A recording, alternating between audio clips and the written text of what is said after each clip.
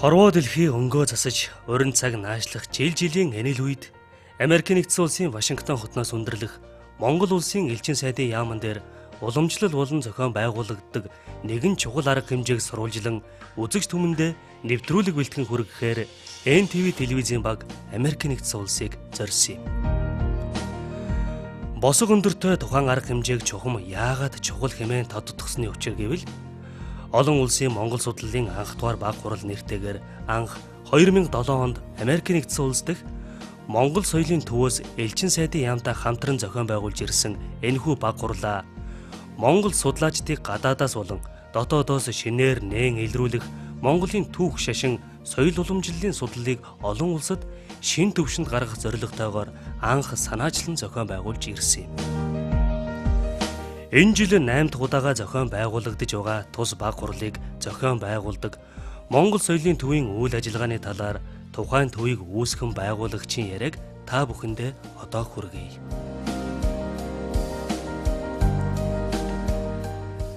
За Америкийн нэгдсэн улс дахь Монгол соёлын төв гэж байгаа л одоо энэ Монгол судлалын хурдаа бид нар 8 дахь удаага хийж байна гэдэг нь юу гэсэн үг вэ гэхээр манай байгууллага байгуулагдаад бас 8 жил болж байна гэсэн үг. Яг гэвэл хамгийн анх байгуулагдаад байгуулагдсан жилээ хийсэн хамгийн дөрвтэй том үйл ажиллагаа маань энэ Монгол судлалын хурал юм байна. Хамгийн анх 3 хүн санаачилж байсан. Энэ зураач Цолмон тэгээд миний бие тэгээд ганц зориг гэж энэ залуу бид анх санаачлаад ийм байгуулах зүйтэй юм байна гэдэг урлаг соёл болоод боловсрал Монгол судлалын чиглэлээр Монгол хэлний чиглэлээр үйл ажиллагаа явуулъя гэж ингэж санаачлаа. Тэгээд залуучууд санал нэгдсэн залуучууд орж ирж исэн бидэнтэй нэгдэж исэн. Ингээд 8 жилийн өмнө одоо 3 сард анх байгуулагдчихсэн ийм байгууллага байгаа. Монгол соёлын төв. Арлингтон хотын Виржиниа мужийн Арлингтон хотод бүртгэлтэй ашигын бус, төрийн бус ийм байгууллага. За байгуулагдаад хамгийн анхны хийсэн үйл ажиллагаа маань ардын зураач Амгалангойг урьж Амгалангойн уран бүтээлийн үдшилгийг анх хийж байсан юм. Тэгээд энэний дараа яг энэ үйл ажиллагааныхаа дараа хийсэн дараагийн нэг том хамгийн одоо хүртэл явж байгаа үйл ажиллагаа бол одоо энэ бидний хийж байгаа хурал байна. Монгол судлалын хурал гэж хийсэн. За энэ бол бидний энэ нэг жилдээ хийдэг хамгийн чухал хамгийн том үйл ажиллагаа Америкийн нэгдсэн улсад Монгол судлалыг дэлгэрүүлэх, хөгжүүлэх, Монгол судлаач нарыг дэмжих, бичсэн илтгэлээ ярих газартай байлгах, зорилготой байлгах, хооронд нь холбох, Монгол улсаас ирсэн судлаач нартай холбох гэдэг олон зорилготой, олон ач холбогдолтой ийм хурал байгаа юм Монгол судлалын хурал. Жилд нэг удаа 5 сарын эхний 7 хоногт 5 дахь хагас өдөр дараалуулж хийдэг ийм хурал байгаа. 2 өдөр хурал, 3 өдрийн үйл ажиллагаатай. Тэгээд 8 жил дараалан бид нар одоо амжилттай зохион байгууллаа энэ хурлаа. Хамгийн анхны хурал яаж болж исэн, юу болж исэн нэг яриул их сонирхолтой түүхүүдийн бид нар тэгэхэд долуулаа өдөртөх зөвлөлд долуулаа байсан. Нэг анх 3 хүн үйл санаачлан зохион байгуулсан гэж хэлсэн. За тэгээд тэрэн дээр төрөний нэрлсэн хүмүүстээр соёлын төвийн гишүүн, номгуун дээр ган тулга, дэлгэр цогт гэдэг ингээд хүмүүс нэмэгдээд наран цэцэг гэдэг ингээд долуулаа бид нар. За тэгээд 7 хүн ийм хурал хийх зүйтэй юм байна гэдэг дээр нэгдсэн. Тэгээ яаж хурлаа хийх вэ гэдээ ярьсан. Төсөв байхгүй, хөрөнгө байхгүй. Тэгээд элчин сайдын яамд хамтсан элчин сайдын яам тэр үед Болд сайд, одоо Австралид байгаа сайд Болд сайд байсан. Өөрөө Монгол судлалаар ажилладаг, Монгол судлалд илгэдэг учраас дуртай зөвшөөрөөд манайх элчин сайдын яамтай хамтар зохион байгуулалт бид нар байраа гаргая гэдгийг хэлсэн. За ингээд байрны асуудал Америкийн нэгдсэн улсад одоо нэг том хэмжээ одоо хурал явуул зохион байгуулах мэргэжлийн тийм зориултын сайхан байр хэрэгтэй. Ингээ байрны асуудал шийдэгчлээ. Их том энэ бол маш том хөрөнгө ингээ шийдэгчлээ гэсэн үг. Байр тодорхойлоод. За одоо тэгээд бусад зардлууд хэрэгтэй. Яах вэ? Тэгээ бүгдээрээ ингэсэн. Яг удирдах зүйлийн нэг 7 хүн бүгдээрээ $100 хувьяасаа гаргаад ингээ $700 ханд босгоод за $700 багтсан хурал хийгээд их хөрхөн цомхон жижигхэн хурал хийсэн. Тэгээд тэр хурал маань харин ч их амжилттай болсноор тэр жижигхэн цомхон гатлах амжилттай хурал болсноор Америкийн Монгол судлаач нар мэддэг болоод 2 3 4 дэх хурлаас нэгтлээд бүгдээрээ ирдэг болоод тэгээд энийг дагаж яасан бэ гэхээр ивент тэтгэгч нар гарч ирээд одоо энэ хурлыг бид нар төсвөөс ерөөсөө мөнгө ирэхгүй байгааг ойлгож байгаа хүмүүс л те. Тэгээд ивент тэтгэж байгаа. Дэлгэр цогт үлзий хуйг гэж 2 залуу бол одоо манай их хурл ихнээс нь ивент тэтгэж ирлээ. За тэгээд Алиса Кампи гэж Монголч эрдэмтэн, Санжалтан гэж одоо манай халимаг Монгол гаралтай Монгол Америкийн соёлын нийгэмлэгийн захирлын хүмүүс байна. Энэ хүмүүс ингээд тэтгэлэг буйнаар одоо ингээд 8 жил дараалж бид нараа одоо төрөөс нэг ч мөнгөний төсөвгүйгээр ингээд нэг томоохон хурлыг хөл дээр нь босгочлаа. За энэ бидний хийсэн нэг том амжилт, нэг чухал ажил юм байна. За бас жил болгон хийдэг нэг том ажил бол Монгол хүүхдийн цуслан байгаа. Энэ бол бас их нүсэр ажил болно. Энд одоо манай Монгол соёлын төвийн одоо тэр түрүүн анх 7 удаа гэж байсан. Бид нар одоо бараг 13 удаа болчиход байгаа өдөр төсөөлд идэвхтэй гişүүднэ. Ерөөсө бүгдээрээ л ирвэхээр оролцдог нэг том ажил болж байгаа. Яадаг вэ гэхээр Ажерэн Бүчи гэдэг монголчууд бүгдээрээ сайн мэднэ. Индианагийн Блумингтон хотноо төвд Монголын шашин соёлын төв гэж байгаа. Энэ төвтэй хамтраад энэ төв дээр бид нар жил болгон Монгол хүүхдүүд авчирч цуслан тэнд хүүхдүүд амьдраад Монгол соёлын цуслан хийх юм байна. Монгол хэлний, Монгол хүүхдүүдэд Монгол хэл соёлоо заадаг. 10-аад хоног бүгдээрээ ажилласаа чөлөө авч. Тэгээд багшлан бид нар өөрсдөө багшлна. Тэгээд Монгол хэлийг нь заана, Монгол соёлоос нь холдуулахгүй гэж. Энэ бол одоо бидний зууны одоо их цагийг их барсан гэдэг юм уу? Одоо цагаа зориулсан их хамгийн бас нэг чухал ажил маань байна. За энэний дундуур янз бүрийн өөрөөр олон ажил санаачил зохион байгуулнаа. Ер нь их завтай байгаад байдгүй бид нар азар манай өдөр төсөөлд байгаа энэ залуучууд их идэвхтэй юм санаачлах сайтай хүмүүс байдаг. Тийм учраас бид нар янз бүрийн ажил зохион. За өнгөрсөн жил ихэд бид нар анх удаага насан туршидтэй зориулсан Монгол бичгийн цуслан санаачилж зохион байгууллаа. Бас тэр Индиана Ажерэн Бүчигийн төвтэй хамдарч насан туршидтайг авчираад 3 хоног амраагаад тэгээд Монгол бичгийг заагаад тэгээд амрангаа залуу хүүхэд насаад уршиж пенерийн цусланд амарч байгаа юм шиг. Яг л тэр залуу насыг нь дурсангаа хүмүүс насан туршид маань нэг анги болоод хөгжилдөөд Монгол бичиг сураад явсан.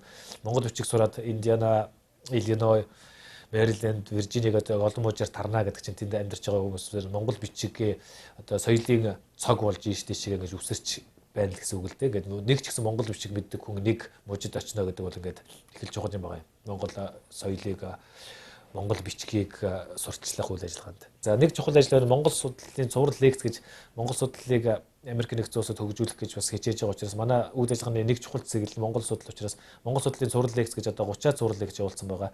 Монгол судлаач нарыг Америк нэгдсэн улсад элчин сайдтай хамтарч хийсэн байгаа. Тэгээд 30-аад цуврал лекц хийсэн байгаа. Монгол судлаач нарыг ураад тэгээд манай эндхийн монголчууд болоод Монгол судлалтай Америкууд ирдэг ийм лекц байд юм. Тэгээд нүгээр ингээд бид нараа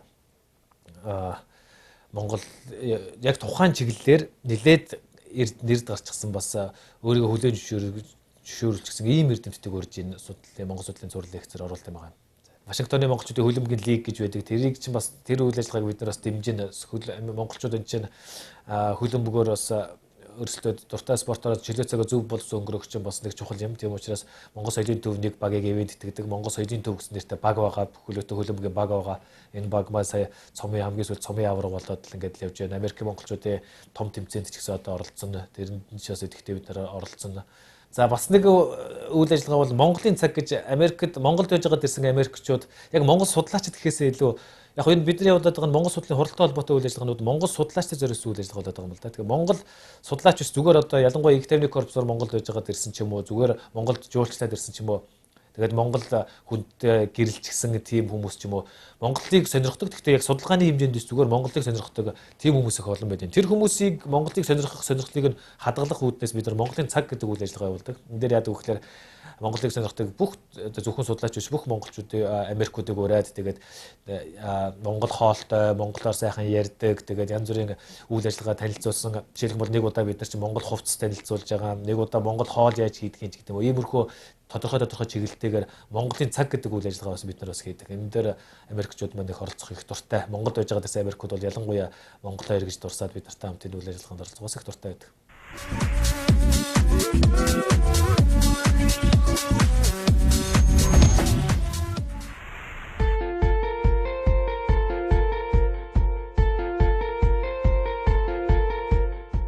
8 дахь удаага зохион байгуулагдаж байгаа Монгол судлалын баг хуралд Америк нэгдсэн улс, Оросын холбооны улс, Солонгос, Монгол, Англи гэсэн 5 орны 16 оролцогч илтгэлээ хэлэлцүүлсэн энэхүү арга хэмжээ нь Америк нэгдсэн улс дахь элчин сайдын яамны ажилчид Америк нэгдсэн улсын Конгрессийн номын сангийн төлөөлөл Монголын судлагч сонирхогчид мөн Америк нэгдсэн улсад ажиллаж амьдарч буй иргэд оролцсон юм.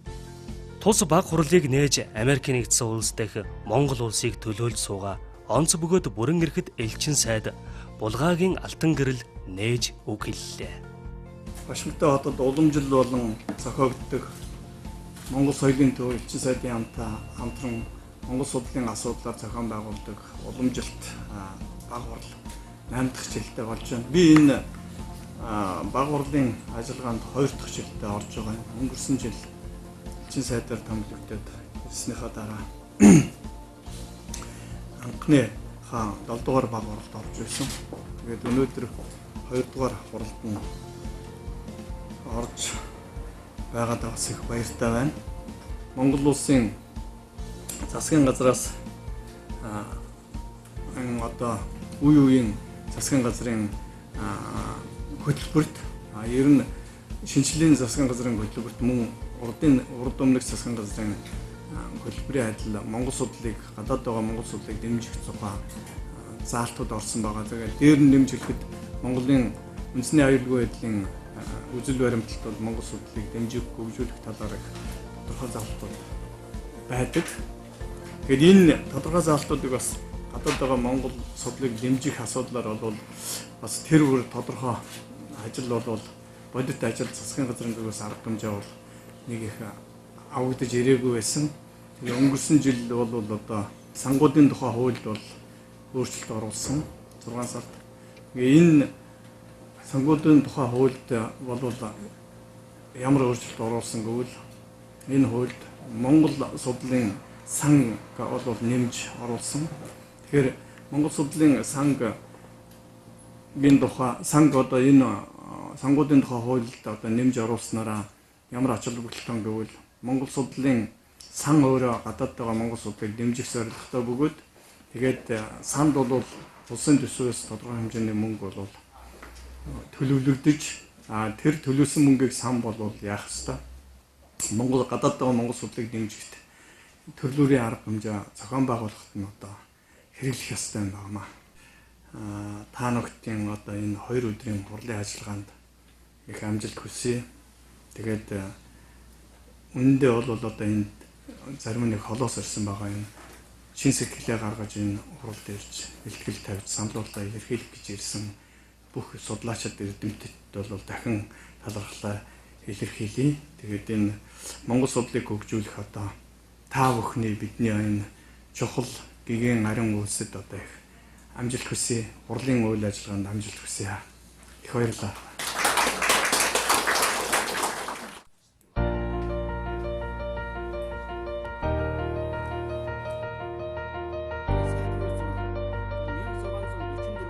Энэ удаагийн олон улсын Монгол судлалын 8 дугаар баг хурал нь Монголын түүх, Монгол утга зохиол, орчин үеийн Монгол судлал, хангины гомж авийн дурсгалд, боловсрал гэсэн нийт 5 салбар хуралдаан болсон бөгөөд эхний Монголын түүхийн салбар хуралдааныг Монгол нийгэмлэгийн захирал Алиса Кампи даргалан явуулсан ба эхний илтгэгчээр Монголын шинжлэх ухааны академийн олон улсын судлалын тэнхимийн судлаач, түүхийн ухааны доктор Ойхнон Батсайхан 1911 оны үндэсний хувьсгал ба 8 дугаар богд Жавзан дам хутагтын түүхэн оролцоо сэдвээр 2 дахь илтгэлийг Смитсний хүрээлэнгийн Арктик төвийн судлалын захирал доктор Вильям Витцух Буган чулуу овоо хадны зураг хөвсгөлөөс Монгол алдаан хооронд олдсон шинэ олдуурууд сэдвээр мөн Улаанбаатар их сургуулийн багш Хишиг сүрэн тархан суурьссан монголчуудын дотоод хүч сэдвээр тус илтгэл тавьсан юм. Дараагийн салбар хуралдаан болох Монгол утга зохиолын салбар хуралдааныг соёлын гавьяат зүтгэлтэн утга зохиолын шүүмжлэгч судлаач доктор профессор Даваг Дорж даргалж явуулсан бөгөөд зохиомл үгсийн тухай Монгол утга зохиол судлаач Саймон Вигхэм Даш Доржийн нацаг дорж Германд сурсан нь сэдвээр яруу найрагч орчуулагч оюун цэцэг яруу найргаас чухам яавал орчуулж болох вэ сэдвт илтгэлүүдийг хэлэлцүүлснээр эхний өдрийн баг хурал өндөрлсөн юм. Одоо эдгээр илтгэгч нарын илтгэлүүдийн сонирхолтой хэсгүүдээс та бүхэндээ тоомлон хүргэе. Сүүлийн үед бол Япон солонгос хэлний хэлээс их орчуулж байна. Тийм учраас Япон солонгос хэлний өгүүлбэрийн байрал монгол хэлнийхтэй адил болохоор орчуулга хийхэд үйл ажиллах хялбар мэт байж болох юм. Гэхдээ л улс үндэстэн ард түмэн болгон өөр өөрийнхөө сэтгэдэг санаагаа үндэснийхэн заншил ахуй амьдрал дээр тулгуурлан илэрхийлдэг болохоор орчуулгахдаа утгыг шүтэх гэдэг нь хамгийн гол зарчим хэвээр үлдэж байгаамаа. Утгыг шүтгэхээс гадна үгийн сонголт, бичлэгийн хэлбэр хэмжээ алдагдуулахгүй байх ёстой. Энэ талаар их гүш Бямбин Эренчингийн хэлсэн нэг үгийг энд дурдъя. Шүлэг гэдэг зохиол бол бас үг найруулга, жирийн үргэлжлсэн үгийн зохиолоос өөр тул Монгол уншигч олонныхоо өмнө соёлын хариуцлага хүлээсэн шудраг журамд орчуулагч хүн орчин үеийн дэлхийн нийтийн уран орчуулгын арга хэрэглэх үүрэгтэйгээ агшин зурч хэмээн үл умурд хаваас биеийн алжаалыг үл бодон цаг хүчин үлэм жорхыг үл хэмнэн гагцхүү сайн зохиолыг Монгол болгохдоо зэрэмдэглэхгүйг нэн хичээж уг их хэлнэ тэр шүлгийг ямар хэмжээ байдалтайгаар зохиосон бол тэр бүхэл байдлыг нь монгол хэлэндээ буулгаж уншигч олондоо тэр яруу найрагчийн сайхан шүлгийн санааг нь яг тийм сайхан үгээр нэвтрүүлэхийн хамт монгол орчуулгандаа монгол яруу гоё үгийг бас цаад зохиолд ямар хэлбэртэйгээр найруулж шүлгийн шатн хідэн үеэр бүтсэн байна. Монгол орчуулгадаа бас төдөн үеэр, төдөн бадгаар, төдөн шадаар буулгах ёстой гэжээ. За юуны өмнө энэ 11 оны үндэсний явсгалын тухай асуудал бол энэ орчин үеийн Монголын түүхийн одоо нэг үндсэн асуудал байна гэдгийг хэлье гэж бодсон юм. Тийм ээ.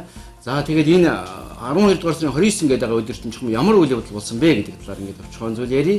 За юуны өмнө энэ бол одоо бидний ярихаар цагаагийн хай жилийн өвлийн дундсрын шөнийн 9 11 оны 12 дугаар сарын 29-ний өдөр монголчууд одоо Бурхны шний тэргүүн 8 дугаар 60 хотгтыг Монгол улсын одоо төрийн тэргүүнээр өргөмжилсөн тийм том ёслол хүрээнд болсон байна. Тийм ээ. За тэгээ энэ одоо үеэр бол одоо энэ ёслолын тухайд ингээд яривал одоо энэ үеийн настан буурлуудын дурсал нь бол монголчуудыг одоо урд хойжод ингэж баярлж явах нь үзээгүй гэж. Магнайгаа гартал монголчууд баярлж ийсэн гэж настан буурлуудын дурсамжид ярьсан байна. За тэгээд бид нэр саяхан нэг одоо монголчууд даяараа нэг баярлсан бүгдээрээ мэдж байгаа 2008 онд Олимпиад аврахтаа болоод одоо ерөнхийлөгчийн хүртэл одоо талбай дээр гараад тэгэл танихгүй бүгдээрээ биений тэрвэрэл одоо бүгд одоо баярлж яасан. Тэгээд яг тийм үйл явдал одоо 100 жилийн өмнө болж байгаа гэж. Тэг хүрээнд болсон үйл явдал дараагийн үйл явдлаас тодорхой харагдана гэж. За тэгээд энэ тунгаглаад юуны өмнө одоо улсынхаа нэрийг бол одоо Монгол гэж нэрлсэн байгаа. За энд бол автономт Монгол, Богд хаант Монгол, Олноор гэсэн гэдэг олон одоо төгс хүмүүсийн зохиол бичсэн байх юм. За архивын их сурвалжлууд зөвхөн одоо Монгол гинэ гэж. За барууны одоо хүмүүсийн бичсэн ч гэсэн одоо агуу Чингисийн нэртэй байгуулсан одоо Монгол гэдэг нэр тэр улс эргээд одоо 20 дугаар зууны ихээс эргэж гинэ гэж бол одоо бичсэн байна. За тэгээд 8 дугаар үгтэйг бол одоо тийм ээ наран гэрэл төмнөс богд одоо хаан Монгол улсын одоо шашин болон төрийн тэргүүн гэж одоо өргөмжилсөн түүний одоо хатан дондог дулмыг улсын их дагнаар өргөмжилсэн юм аа. За ингээд хаан суусан Монгол улсын одоо эзэн хаан Явсан хотогт бол одоо хамгийн анхны одоо зарилгаараа бол одоо Монгол улсын засгийн газрыг одоо эмхлэн байгуулсан барууны одоо хууль ёсны дагуу 5 одоо яамтай эмхлэн байгуулсан юм аа засгийн газрыг. За ингээд энэ 5 яамны сайд нарын нэрс байгаа тийм ээ. Гадаад яамны сайдаар Чинван хамтарч энэ бол одоо Монгол улсын анхны дипломат. За дотоод яамны сайдаар Даалам Цэрэнчимэд. За энэ бол засгийн газрын хэрэг хэлэх газар гэж ойлгож болно. За энэ өвөр Монголын гүн хайсан энэ 11 оны үйл явдал онцгой өргөжлөсөн учраас энэ залилт оруулж байгаа. За энэ хүнд бол одоо дотоод яамны төшөндөө өргөмжилсөн. За гадна дотны албан дотоод яамны дэд сайд гэж бичсэн байна. За бис хомсрон гойс энэ юуны зэргийн яамны сайдаар тавьсан анхны сайд нь тийм ээ. За түшээгүй чагдарж ав энэ хүнийг сангийн яамны сайдаар за намсрай өнгөл зэргийн шүүх яамны сайдаар тавьсан Монгол улсын одоо анхны одоо үүссэн 5 яамны сайд нар энэ юм а гэж. За тэгээд ёсол бол тэр талбай дээр асар олон хүмүүс тэр богдын шар ордон гэдэг нь тэр нэлээд олон гэр дугдун байгаа. Тэн дотор одоо хойд хэсэгт барьсан энэ гэрт тэрийн ордон болсон. Монгол 20 дугаар зуунд сэргсэн Монгол улсын одоо анхны засгийн газрын ордон гэр байсан гэдгийг хэлэх хэрэгтэй. 10 хэдэн хамтаа гэр. За энэ бол нэг диаметр нь 15-аас 17 орчим метр байгаа. Дотор нь 80-100 хүн багтахаар ийм хэсэг юм аа гэж.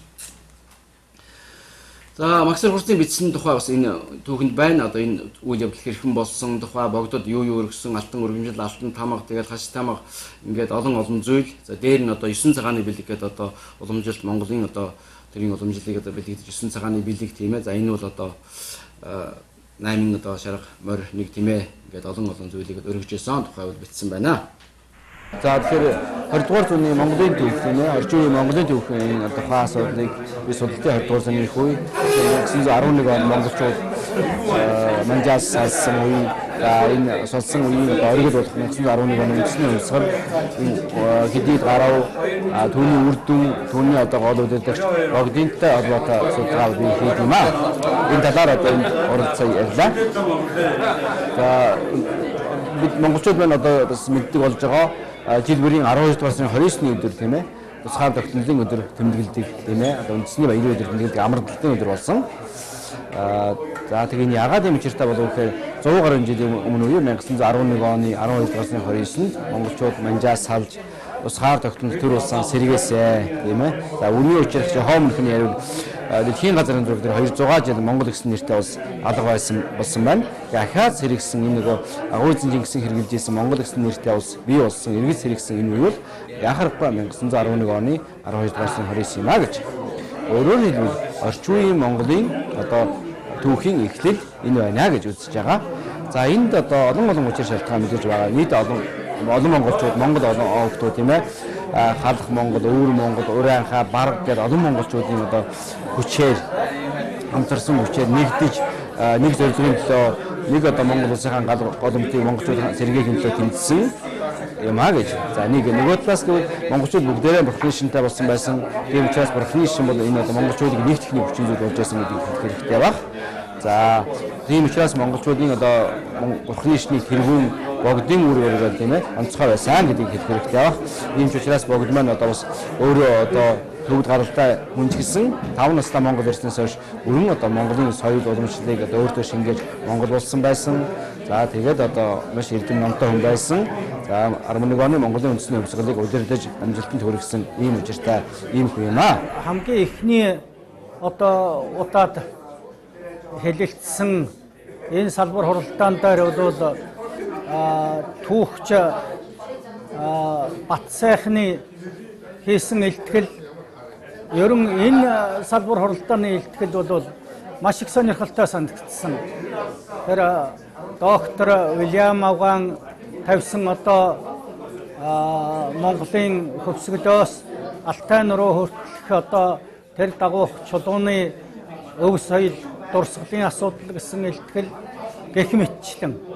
За би өөрийнхөө одоо оролцсон салбар хуралдааны тухайд бол утга зохиолын салбар хуралдаанд чинь бол бас шинэ үг хэлсэн ийм илтгэлүүд боллоо гэж ингэж үзэж байна шүү дээ.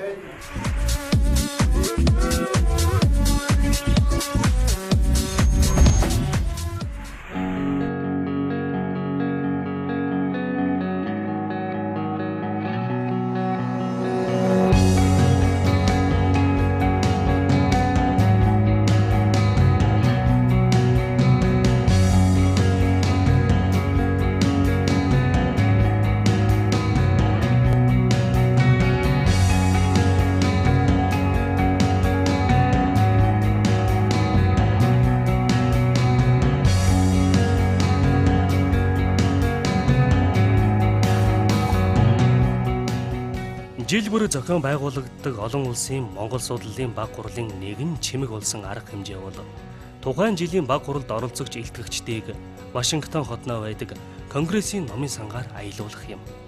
Энэ жилийн оролцогч илтгэгч нар уламжлал ёсоор урд урдны баг хуралд оролцогчдын адилаар Конгрессийн номын сангаар аялж дэлхийн ховор номын дээжтэй танилцсан төдийгүй Монголынхоо ховор нандин судар бичгүүдтэй танилцсан бөгөөд тухайн танилцах явцдаа тус номын санд ажилладаг нэгэн эрхмийг гар дээрээ монгол бичгээр шивүүлсэн үгийг хүртэл сонирхоод амьдсан юм а.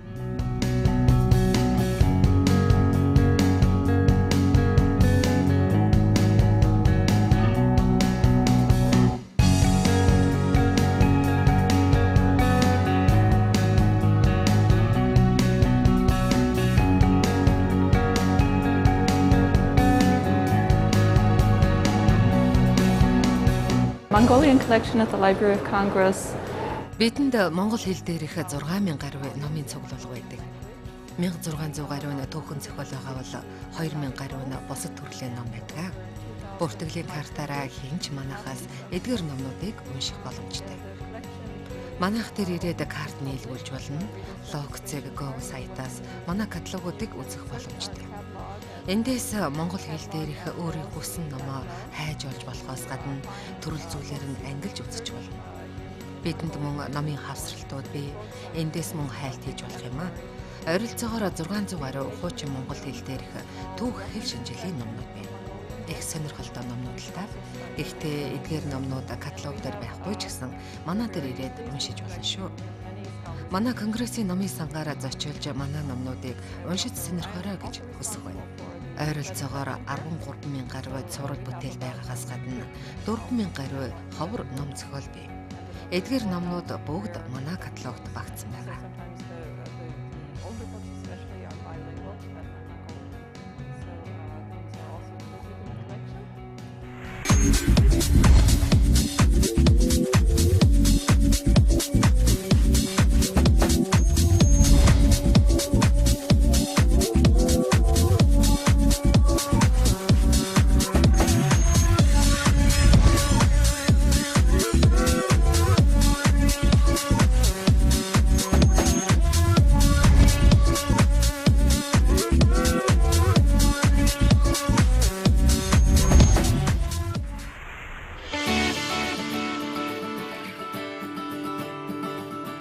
Олон улсын Монгол судлалын 8 дугаар баг хурлын 2 дахь өдрийн хэлэлцүүлэг Америк нэгдсэн улс дахь Монгол улсын элчин сайдын яамны элчин зөвлөх ганц бүхэн удирдсан орчин үеийн Монгол судлал салбар хуралдаанаар үргэлжиллээ.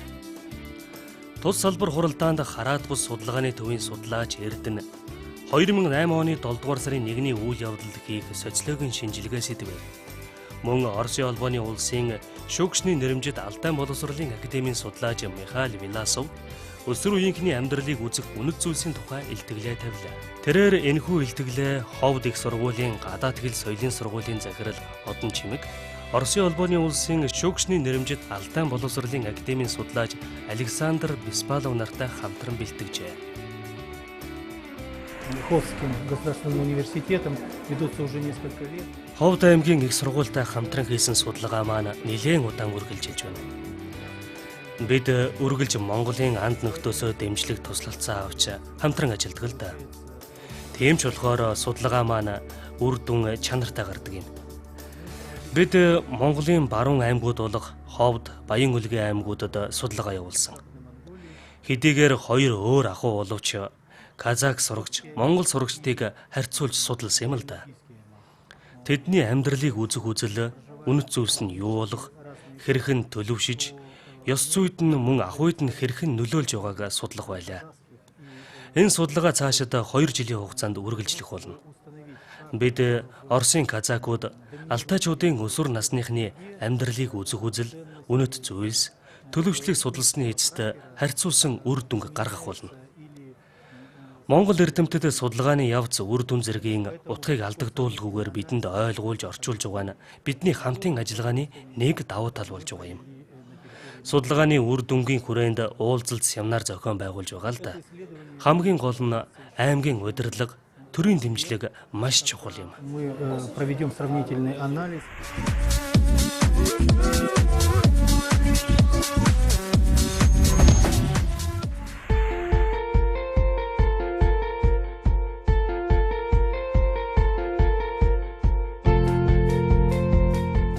Нэр тэрдэмтэн Монгол судлаач Хангины Гомжав агсны дурсгал зориулсан салбар хуралдааныг Монгол Америкийн соёлын холбоо удирдах зөвлөлийн гишүүн Цагаанбаатар удирдан явуулсан юм. Эхний илтгэлийг Монгол Америкийн соёлын холбооны тэргүүн Санж Алтан, хангины гомжавын амьдрал үйл сэдвээр тавилаа. Дараа нь соёлын гавьяа зүтгэлтэн судлаач давагдорж хангины гомжавын бичсэн нэгэн шүлгийн тухайд мөн Монгол соёлын төвийн тэргүүн хэл шинжилгээний ухааны доктор Саруул Эрдэнэ хангины гомжавын хэл шинжилгээний бүтээлүүдийн тухай илтгэлүүдийг тус тавьж хэлэлцүүлсэн юм.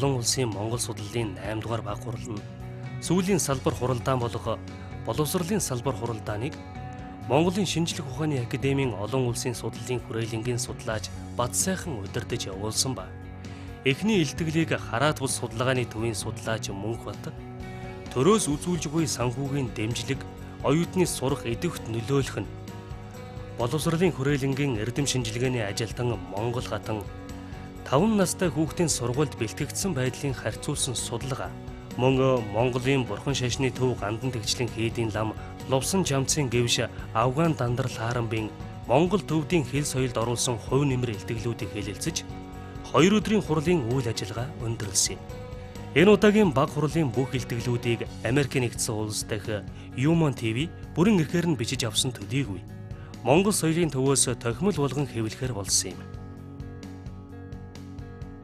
Би зөвхөн эхлээд энэ хуралд хэлцэх асуудлыг бодож байхдаа заавал энэ Монголын эртний утга зохиол юм уу уламжилт бичгийн утга зохиолын асуудал жаахан орхигдсан болов аман зохиолын асуудал ер нь хэр зэрэг тусгагдсан бол гэжсэн аянда тэр илтгэл хэлцүүлсэн 3 хүний илтгэлээс аваад үзэхэд бол аянда бие биенийг нөхсөн ийм илтгэлүүд боллоо.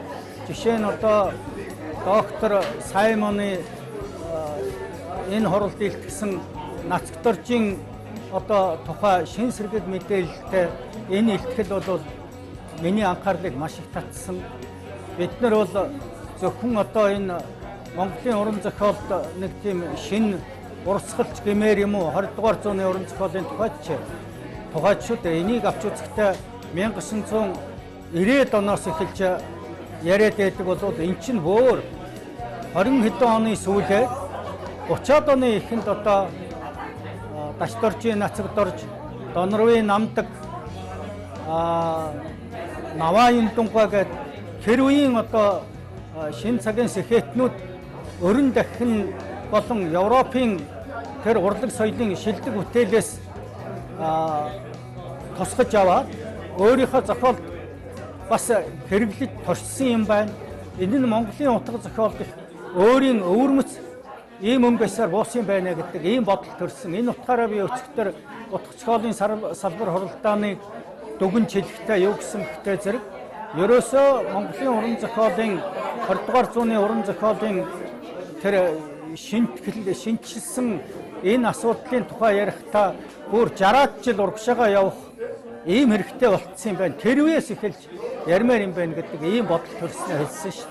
Ийм л бол. Тэгээд цаашдаа энэ хурал бол үргэлжилж байвал болж л байвал одоо маш сайн байна л да.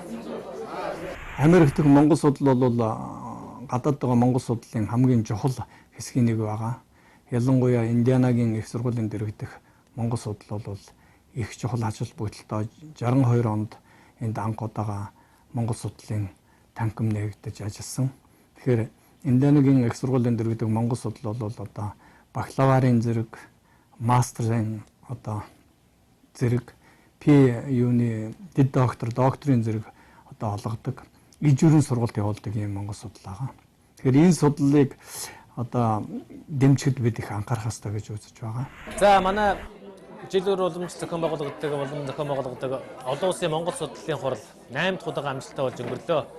Монгол соёлын төв хүчин сайдын яамнаас хамтран зохион байгуулдаг энэ хуралд одоо энэ жилийн энэ хурлаас их сонирхолтой олон сайхан сонирхолтой илтгэлийг хэлцтэй.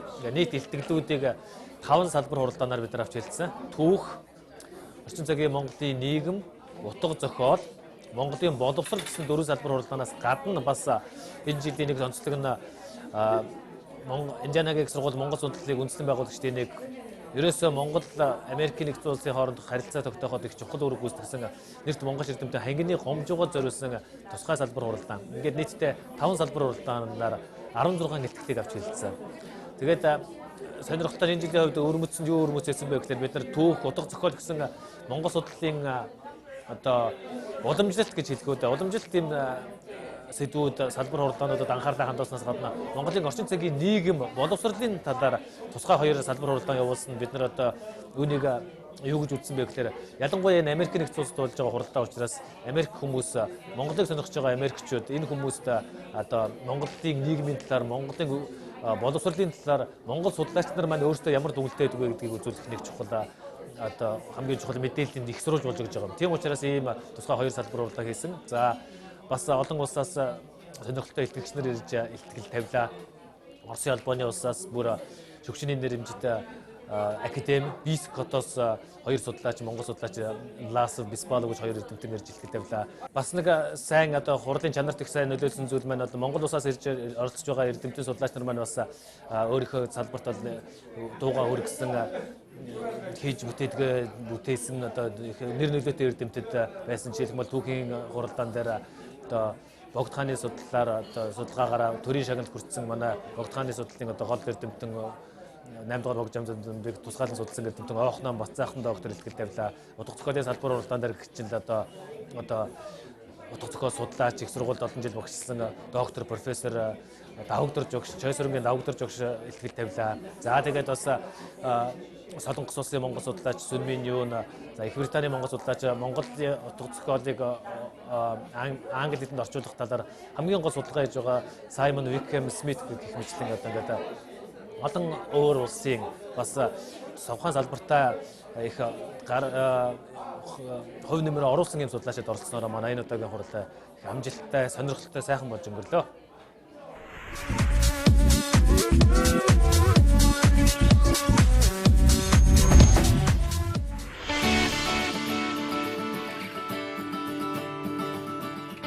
Ийхүү NTV телевиз Америкийн нэгдсэн улсын Вашингтон хотноо 2014 оны 5 дугаар сарын 2-оос 4-ний хооронд зохион байгуулагдсан олон улсын Монгол судлалын 8 дугаар баг хурлын энэ удаагийн үйл ажиллагааг бүрэн ихээр нь тоомлон бэлтгэн хүргэлээ. Эх жил зохион байгуулагдах 9 дугаар баг хурлаар эргэн уулзцгаая. Анхаарал тавьж үзсэн эрхэм үзэгч танд баярлалаа.